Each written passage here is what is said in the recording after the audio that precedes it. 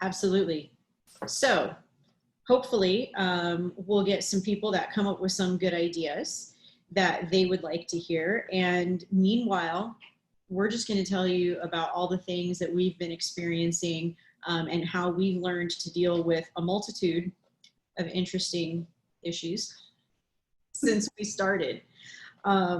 So I think one of the things that we wanted to talk about today is a little bit of each of our backgrounds and discuss where, how did we find ourselves in, real estate investing? How did we find ourselves in business ownership?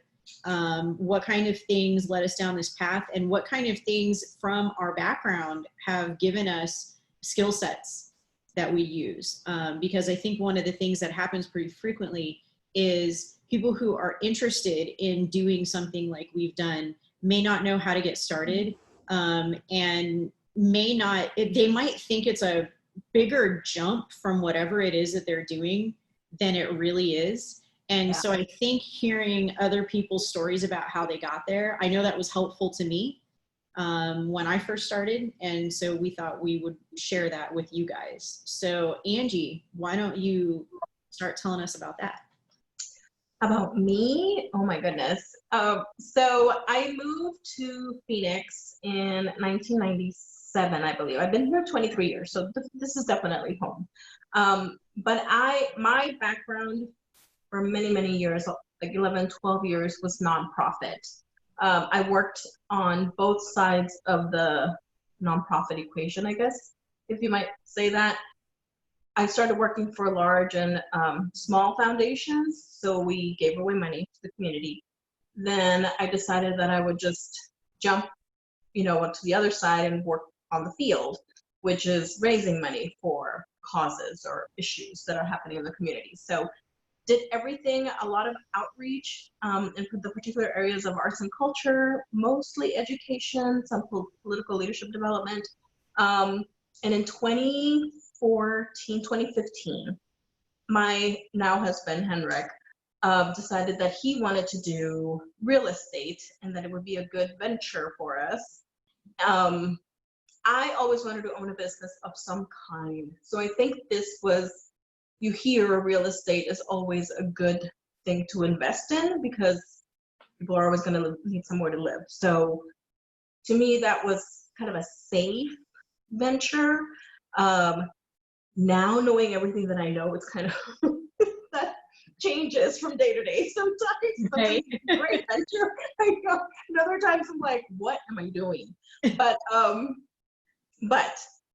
when we decided to take the leap of faith, basically, I still worked. So I did what we call, and we'll get more into all of these terms and jargon that we use, but I started door knocking, wholesaling part-time. So it was just on the weekends. And Henrik did it full-time. Now, Henrik has a construction background. He's done real estate before in Sweden. He's from Sweden. So to him, he was able to jump right into it. We created several partnerships in the beginning so that we could kind of get our feet wet.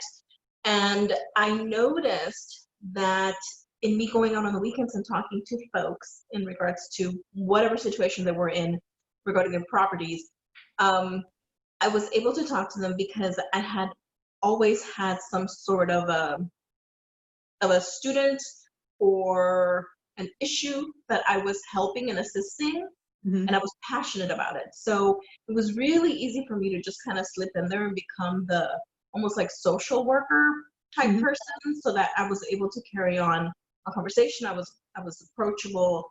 People didn't see me as intimidating. I'm not intimidating. I'm actually one of the nicest people you'll ever meet.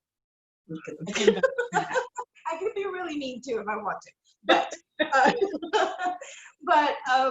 it just helped. And in all honesty, like within the first year, I thought, okay, I think this is what we're gonna do. And I think because I like getting involved and I like being more in tune with people and what they're going through, I decided to quit my job. It was crazy. I'm gonna say it was one of the scariest things I've ever done. You don't know what's gonna happen, but my background to this day, I know, and I always say I grew up in nonprofit, everything was taught to me there to be able to communicate with folks. So that's in a nutshell kind of what I've been doing it now for 6 years. Lisa, am I right? 5 years? 5. 5. Yeah, I think we're in at 5. 5. It feels like a lot longer. Yeah. It feels like 25 years. Right. Oh my God.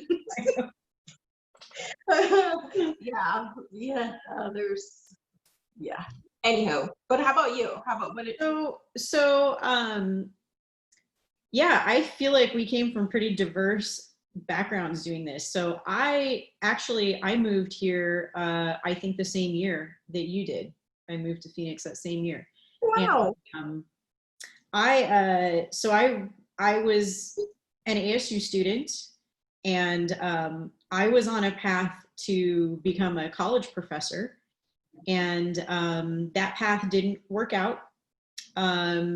I was in liberal arts, and so I ran out of funding to continue all the way through school. So I got through my master's degree. And, if you're going to be an actual full professor, you need to have a PhD, and that's kind of expensive.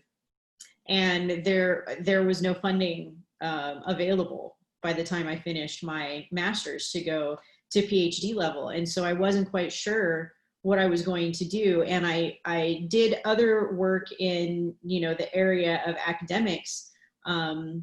And I got to say that while I loved working in academics, it was not really a path that was going to lead me towards having a decent retirement or, like decent financial stability.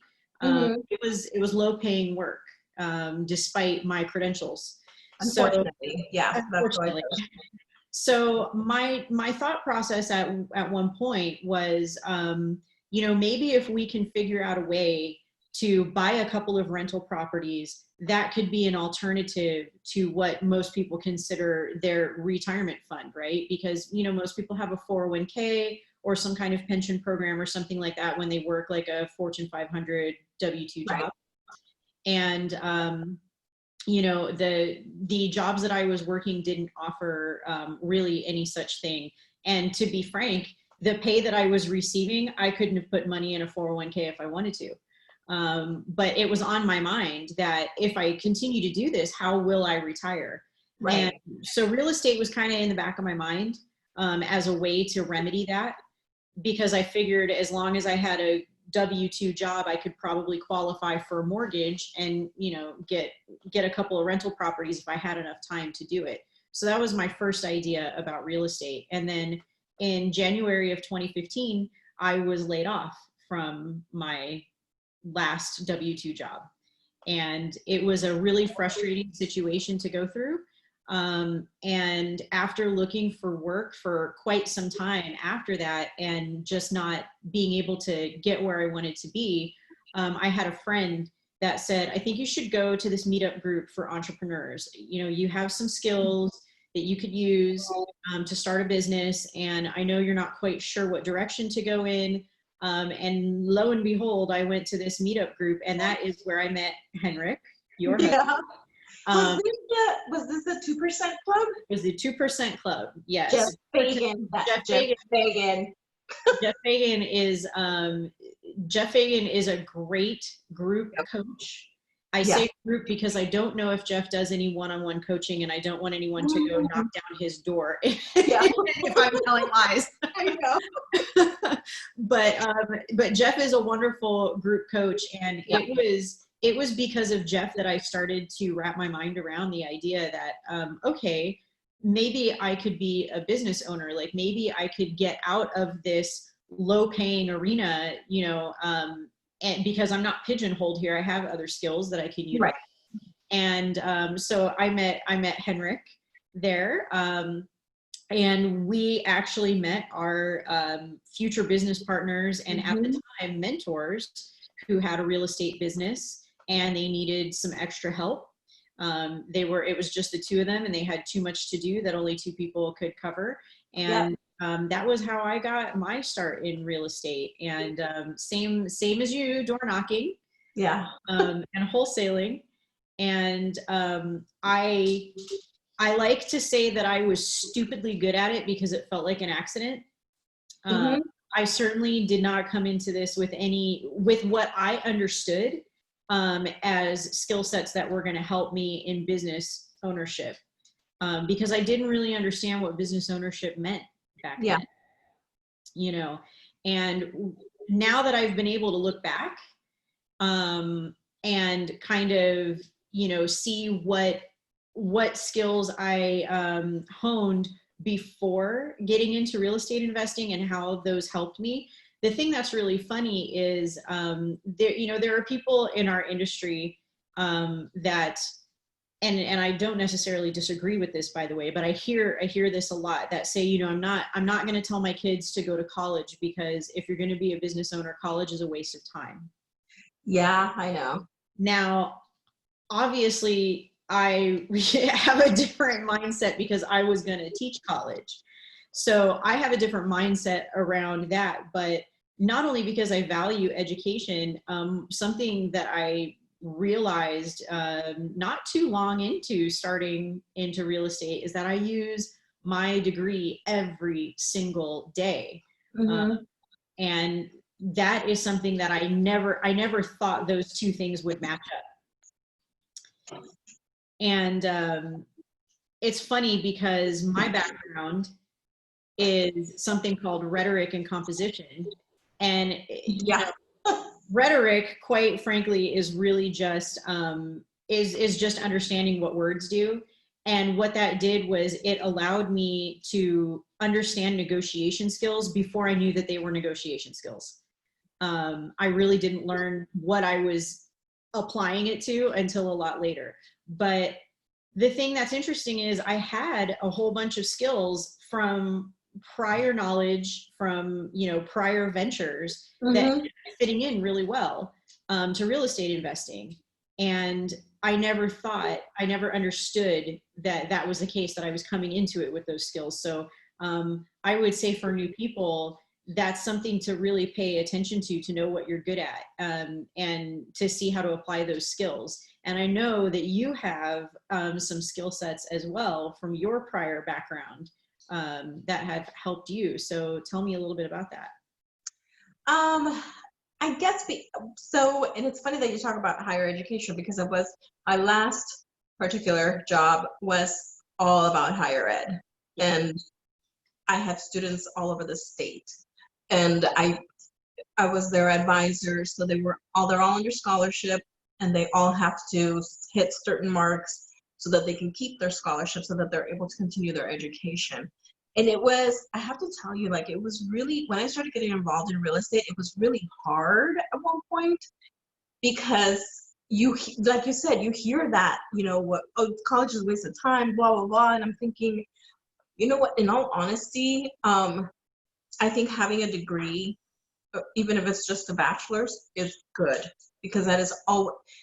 If you're going to become an entrepreneur, whatever you decide, you have a backup. There's a backup. And I think this particular journey, the real estate investing journey, teaches us a lot about having your plan B, C, D, E, and F, Yes. kind of lined up. So I'm all for people who want to continue to go to school and get their degrees, PhD, whatever it is that they want to do.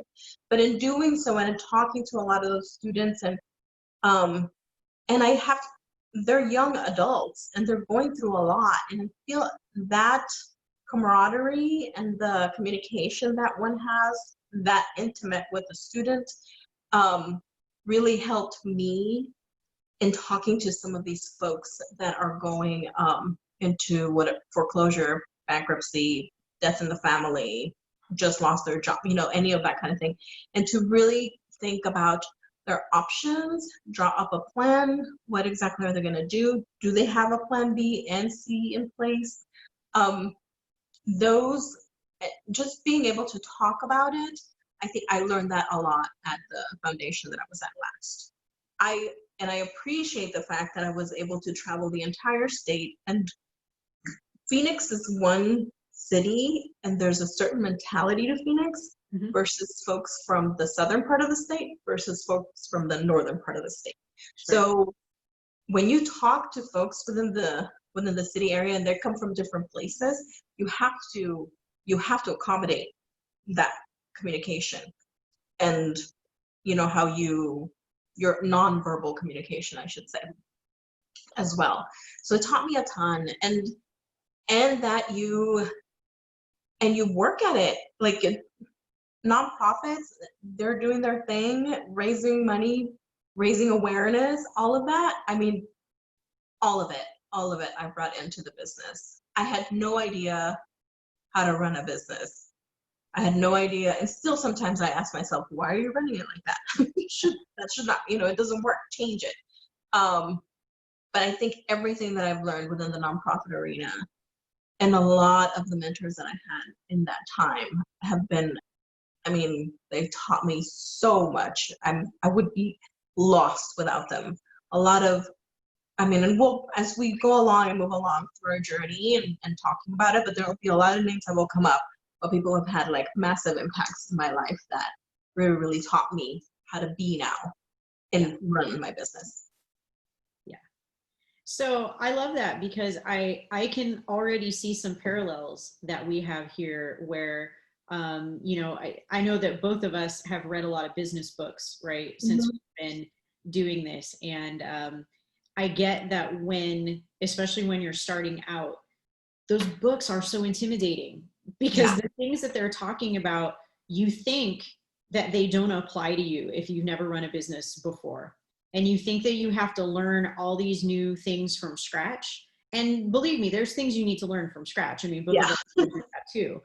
But I think that's something that people don't realize is that you're taking a whole set of skills and a whole knowledge base and like a foundation with you when you come in and start a business, and having awareness of that is a really big deal because like one of the things that they talk about all the time in the business books is, negotiation and communication. Yeah. And I never considered myself to be necessarily a great negotiator or what they call a closer, right? You hear that term all the time when you read business books or when you listen to audiobooks, and they talk about like good business people are closers. Yeah. And I thought that the skill set that you had to be a closer had to do with like being a good car salesman or something. and and what I'm hearing the both of us report is that actually the type of communication that we learned in our prior careers and the way that we learned to talk to people actually gave us the skills that we needed to come in and learn to negotiate. And I don't think either one of us came in going, well, I'm already good at negotiation, so I'm going to kill it at real estate. We didn't know that. But the evolution that we saw as we were learning, we were tapping into those skills, the entire time. Right. And, I think that's a great point. Yeah, I think that that's an important thing to bring up because I think it can feel super scary getting started and going, like, how many hats do we have to wear as a business owner? Like, how do you even wrap your head around all the different things that you need to know? I know, and you're working them at the same time. It's really funny because I think you bring up a good point where we didn't come in thinking I'm pretty badass and I can close because I can talk to people. Right. Because I think when you think about real estate investment, people think of like a Wolf of Wall Street, Yes. just kind of that like intense, like I'm gonna get it, like this is what I'm gonna, that's it. And I'm like, yeah, sometimes that doesn't really work, jive, but particularly with the people that we're dealing with, you really have to dig deep and figure out like what is your form of communication, how do you really communicate, and it'll happen, like it'll just kind of mesh together, it'll work. You don't have to be this awesome closer or anything like that to do well. It's really about rapport building, right? It's more about understanding how to build a relationship with someone and how to make them like comfortable talking to you and that type of thing. I feel way more than coming in your sharp suit with your slick negotiation skills. Yeah, And I know like our industry gets painted that way all the time, I that's know. an expectation. Oh, it's embarrassing sometimes. It is, Sometimes I it's don't feel embarrassing. that it's totally the reality.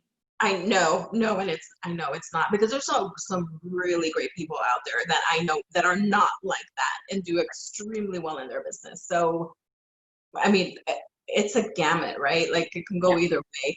There are some folks that do respond really, really good to the more of the salesy kind of person. sure. Absolutely, absolutely. But it's what works for you. It's what Yeah, works for you. But reality, and I think the biggest thing with how to deal, because we've learned how to deal with different scenarios and situations, is that uh, we're going to be as honest and as, I shouldn't say as honest, we're going to be honest and candid about the experiences and stories that we share, because sometimes the things that we see out there are just really not what they're what's really happening. So I yeah, want to make sure that we say that, because from our experiences, what we really wanted to do with how to deal as well is to really just tell you the story truthfully. yeah, yeah. And I think everyone who's had even the most minute interest in real estate at all has probably seen some like commercial or some of like the, like we call it guru, like the guru Oh yeah, advertising, right? Whether it's been on like an infomercial on yeah. TV, or like it's one of those like longer form Facebook ads where Mhm. you click on the thing and then it's like a super long pitch. I feel like everybody who's had any interest in real estate investing has seen that. And so they've seen like the typical, what they think the typical real estate investor is. And so, it's a Mhm. middle-aged guy that's looks really successful and drives a nice car and has his Rolex and, speaks very much like a Wall Street professional. And that's only one kind of real estate investor. Um, Yeah, yeah. the reality, and like Angie said, one of the things that we want to talk about with how to deal, the reality of our industry is there's all kinds of people doing this business, doing it in different ways, and doing it in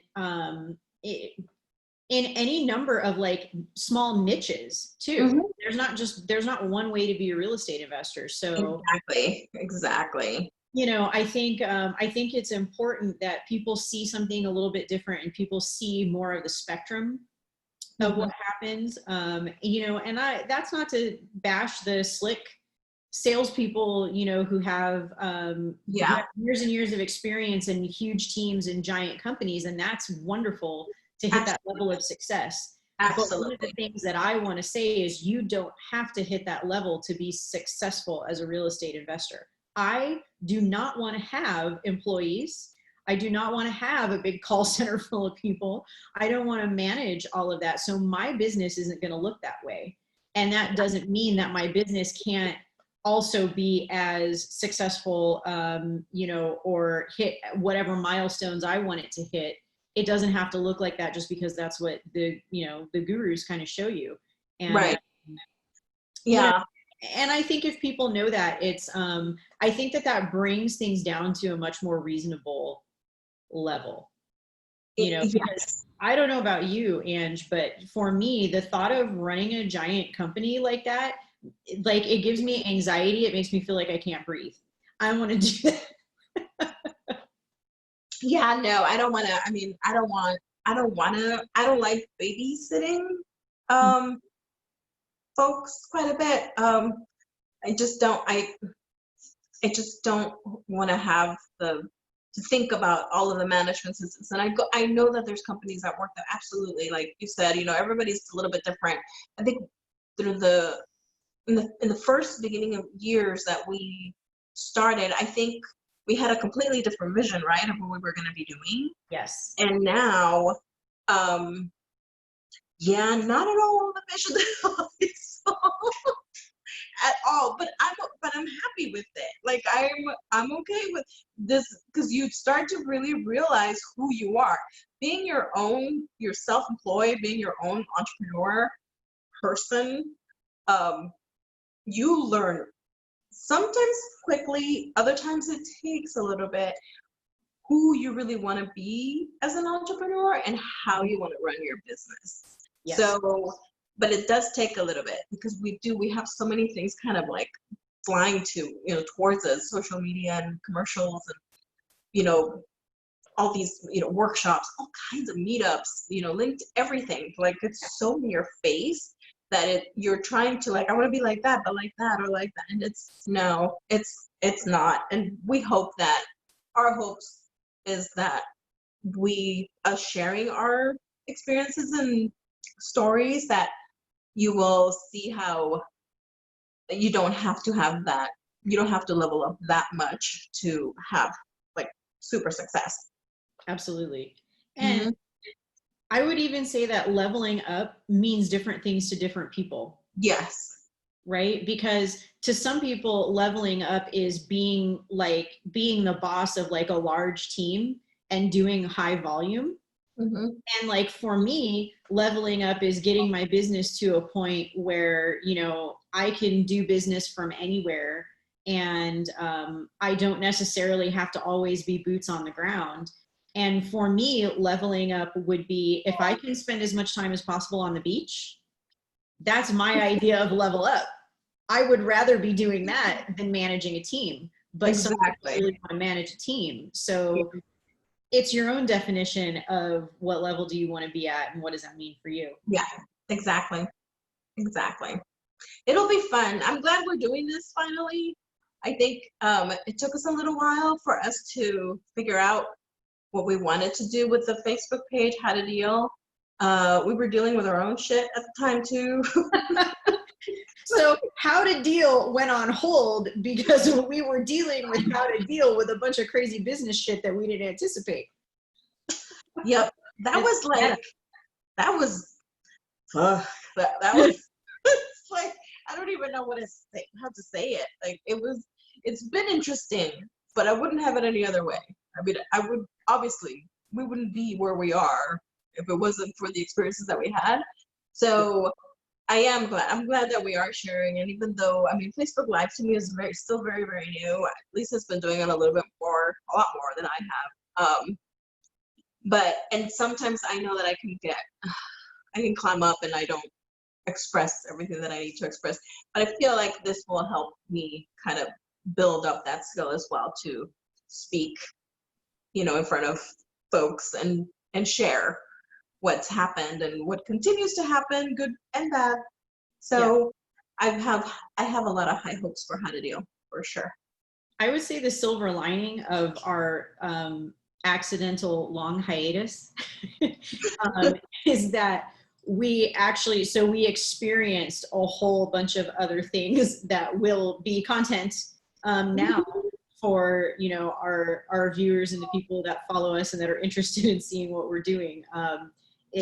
It'll give more for us to tell all of these people.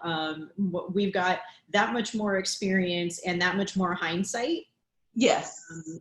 And I think that that's just going to benefit sort of everybody. Yeah, absolutely. I think as they hear things and some of the really weird things that have happened sometimes, and like even now, I mean, if somebody is listening or they happen to go to the page or they need help with, like, I hope reach out. Like you have to, you can't. It's horrible to go through things by yourself, and sometimes you feel really alone. Like nobody else is going through what you are going through. Well, yeah, right. Like there's people that have gone 10 times worse than what you're going through at the time. And there's people that have never experienced that too. So it's just, again, it's just life. You kind of roll with the punches, and real estate investing has a lot of punches. A lot of punches, yeah. So we're really hoping to create value by explaining to people the realities of what, like the bumps we've hit in our business, as well as, the good things that have happened in our business, because nothing is just one or the other. Like I don't know, maybe there's a couple of unicorns out there, but I don't know anybody who starts a business and everything just goes great from the get-go. And there are no bumps in the road and no issues. And, I think that one of the things that we really want to convey is that the bumps are expected, and there are failures that happen. And the idea is that you learn from the failures and then you come through on the other side of it, and it teaches you to do something different, or it teaches you a new way to problem solve. Because another thing that I see all the time is people say they want to, you know, oh, I'd love to have my own business, but if it fails, I'm just gonna, you know, that will be the end of me. And the thing is, like, you're gonna have fails all over the place in your business, regardless. It's just part of it. And you know, we want to share you know, what we've learned, and we're hoping to give other people value in seeing, you know, both sides of everything. Yeah, absolutely. And how I mean, you keep going. We know a lot of folks, ladies, gentlemen, that have gone through some interesting situations. And I hope that, you know, we'll bring them in too, you know, for them to tell, you know, share their story and their experience, because I think there's a lot of value to that. People don't talk about the crappy stuff when we hear, you know, real estate investing sometimes.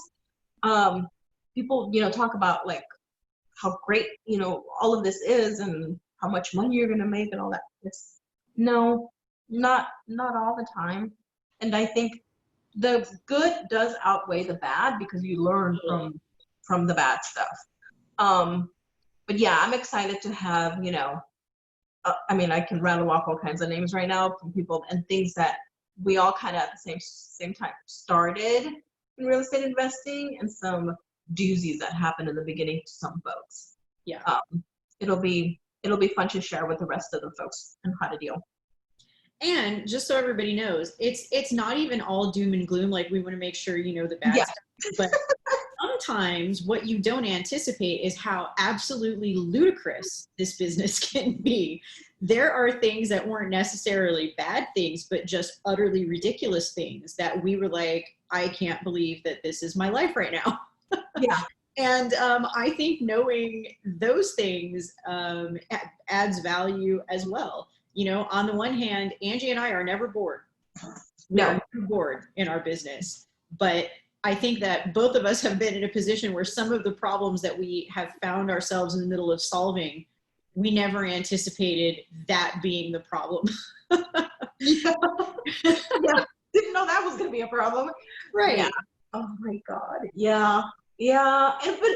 And then there's so many happy things too, right? Like when you actually, one of the deals where I found their wedding pictures. I think we were cleaning out the property, and she thought she had everything with her. She was going to like an old folks facility, and we'll tell the story later.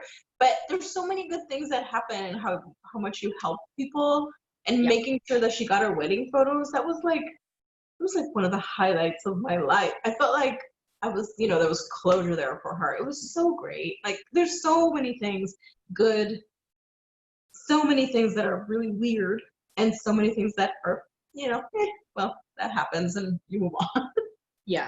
And I'm glad you said that, Angie, because I had forgotten that this was something I wanted to mention in our first episode too. One of the other things that I really, that I feel is important about what we're putting together here with How to Deal is to convey to people that real estate investors, by and large, are here to help the community in so many ways. And I think that, unfortunately, you know, sometimes we get a bad rap because maybe people don't understand our business, and because it's a little bit different than traditional real estate, and because we're dealing with people who are in distress. I think that, you know, things can get misconstrued, things can be misunderstood. And unfortunately, just to be totally frank, there are people in our business that are, you know, that are not on the up and up, that are not necessarily doing things to help people. They're doing things to help themselves. But one of the things that I think it's really important for us to convey is that at the end of the day, we want everything to be a win-win as much as it can be. And that, you know, what we do for a living, is about helping sellers that are in distress. It's about helping neighborhoods to elevate. It's about helping neighbors. Mhm. I don't know how many houses between the two of us that we've bought that, neighbors were frustrated because of the deterioration of the house, or because of squatters, or because of other, issues that were causing them problems, and we solved those problems. So I think that that's an important piece of this is, as real estate investors, we're here to help, and we're here to solve problems, and we're here to come up with solutions for things that are maybe difficult to solve, and maybe that's why they've gotten as bad as they've gotten. Yeah. Yep. And then on the flip side of things, then we'll also talk about all of our business partners and all the people that we continue to work with, we have or are going to start working with, such as private funding, private funders, a lot of family support that we get. I have to give kudos to my brother, because I think he's been the way he's like, okay, I'll go in on that deal, with you or whatever. but I think it's not only, yes, absolutely, we help people, but we also help other folks. If they want to get into the business, then how do I kind of tippy toe in there? Like, we're more than open to that too. So Right. yeah, so it's a myriad of things, I think, that we'll talk in How to Deal, and I'm excited about it. I'm excited that we're finally gonna do it. I'm excited too. So basically, we just kind of wanted to share what it is that we're going to be putting out for you guys, and what kind of things to expect, what our little theme means, and we're super excited to bring this information. I just checked the live. I don't see any questions. Okay. Now, I'm going to be totally honest that I did a Facebook Live last week, and I had it going on the side here, just like I have this one, so that I could track questions. And for whatever reason, it didn't show me the comments until after I got off. So if anybody asked a question and I'm not seeing it right now, I'm sorry. I'm checking for it. I don't see anything. And if anything pops up, we will address that for sure on our next episode, because we're going to be here doing this on a routine basis. Mm-hmm. So I would love for anyone who has questions or comments or ideas to come and let us know what you're interested in hearing. And I want to say thanks to Angie for bringing this up again and having the conversation about, hey, we were going to do this thing, and we both got terribly sidetracked, and now is as good of a time as any to get this going. So I'm really excited to do this. Awesome. And thank you for you, friend. Like, it's been a ride. I'm like, we haven't even gone on the fucking plane yet. And right. It's like, oh my God. But no, thank you. Thank you to you. I'm glad that we were, it had been in the back of my head, and I thought, okay, we gotta get this going. Like, it's needed. Yeah. For our next episode, because we wanted to make sure we need folks to go to our page on How to Deal. Literally, that's what you search in Facebook. And it's a pink logo. You'll see it. It says How to Deal. Yes. Like the page. And then for the next episode, we're going to share our first wholesale deal and the experience and what it was like. Mine is definitely a funny story. There's always a funny story.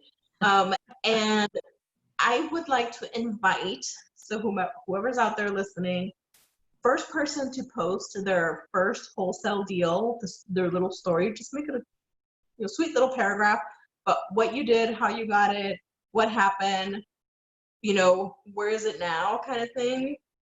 I have a $25 Amazon card that we're going to give away.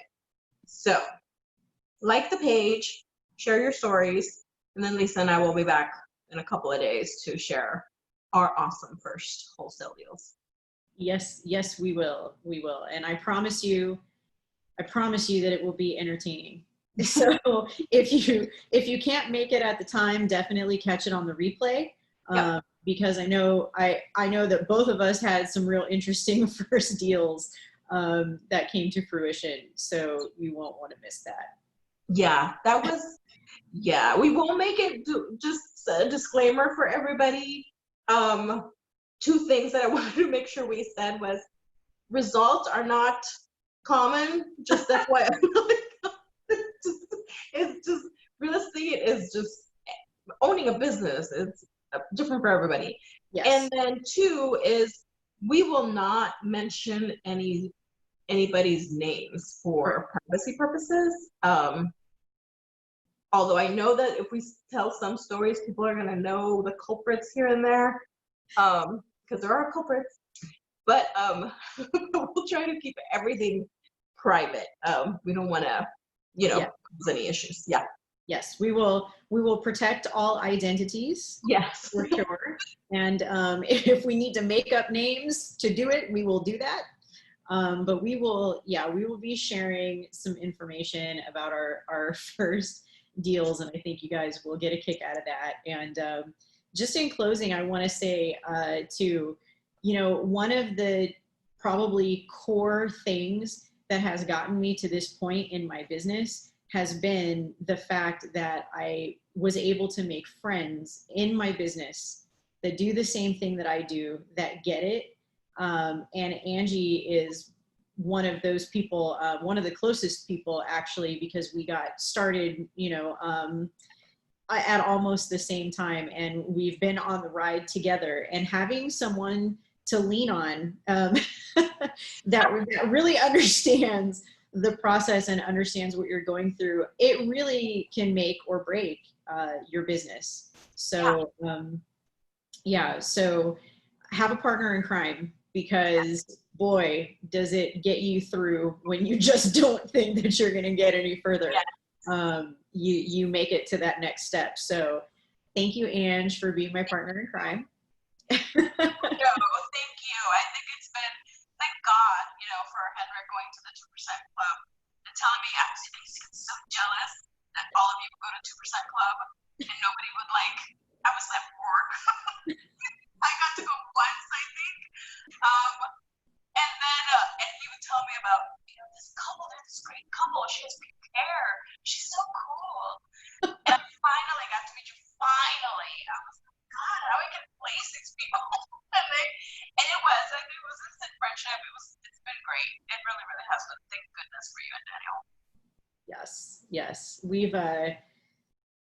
We've been able to lean on each other through this crazy process. And, hey, now we're embarking on some new stuff, and we have no idea where that's going to go. So we're in for yet another roller coaster, and I'm excited. I think it's going to be a lot of fun. Awesome. Yep, absolutely. Yes. All right. So we will be posting on our How to Deal page, as well as on our individual Facebook profiles. If you currently are only friends with us individually right now and haven't liked the page yet, we will be posting when our next episode is going to be up.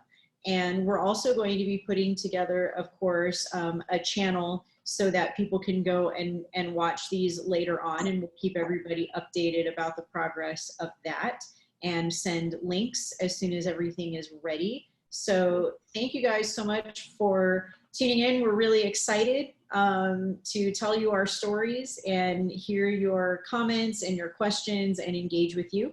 And we will be seeing everyone very soon. Absolutely. Bye, guys. Thank you.